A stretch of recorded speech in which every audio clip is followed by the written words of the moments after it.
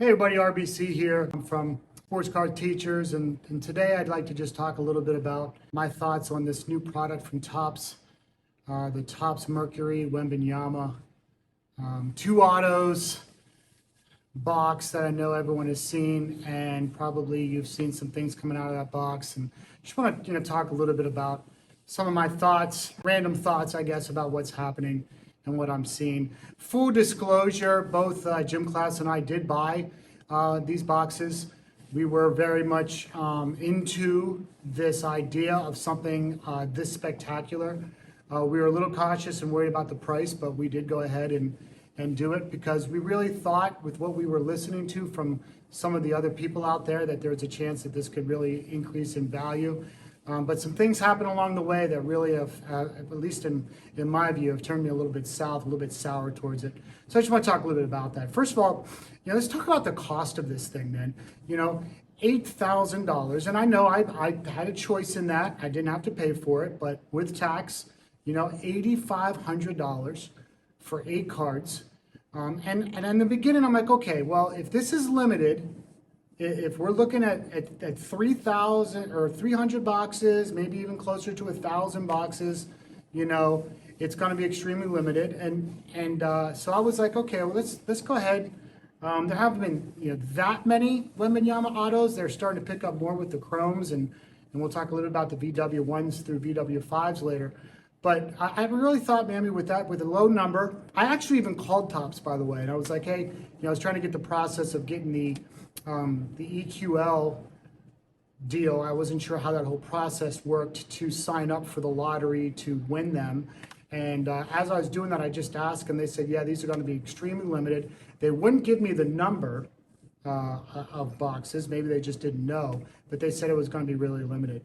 And here, after signing up and putting in the credit card information, I find out that there were 3,000 boxes of these made. 3,000 boxes, which really puts it out there to where, they're not as exclusive as what you might think. Not in my opinion. There might be other people that disagree, but I really think they're not that exclusive at all. So 3,000 boxes at $8,000 a pop. I mean, if I did my math right, Topps made $24 million on these boxes. I mean, my point to this is one of two things. Either keep it at 3,000 boxes, but lower your price then to I don't know, 6,000. Give buyers a chance to add value to it, or keep it at 8,000 and drastically lower the number of ones that you're making. And it's just this idea, this greed, this cash grab, this money grab that seems to be taking place more often than not with some of these exclusive big boxes, maybe even boxes in general at this point. So that's my first thought, is just the sheer cost of it and the amount made and how much money was made off of it. Sometimes I think that just can be a little bit excessive as well, right?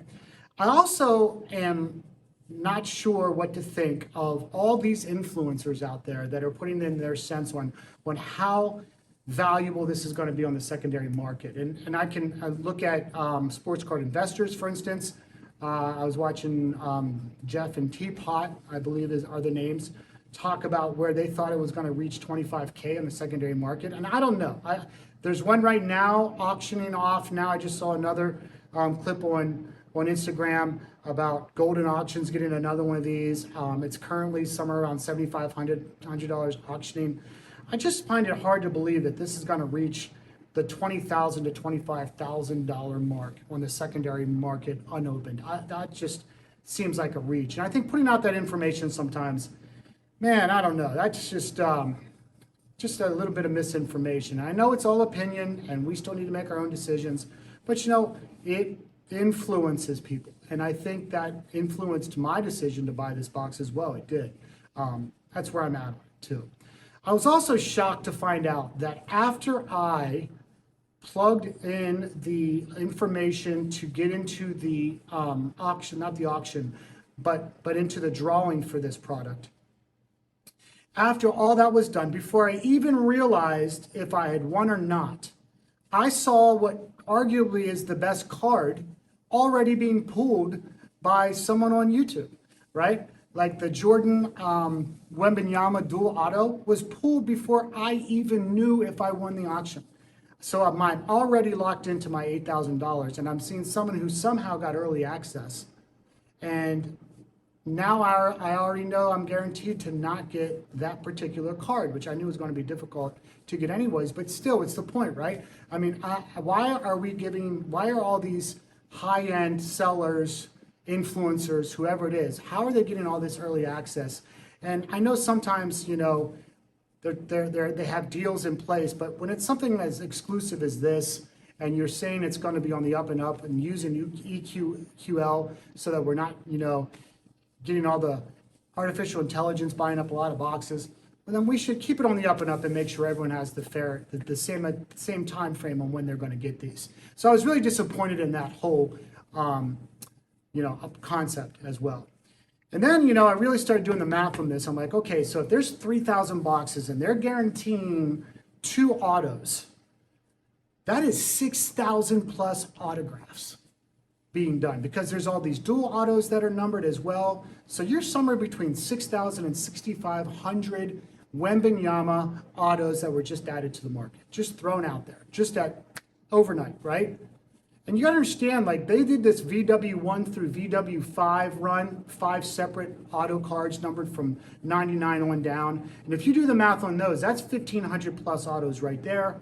Now you're adding all the Topps Chrome autos that they put out. Add another 6,000 plus with this. I mean, we are approaching an enormous amount of Wembanyama autographs out there. What does this do to the person that bought the VW1 at $2,300?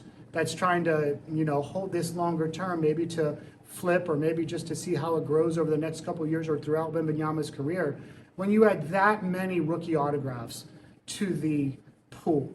I just find that to be almost borderline irresponsible.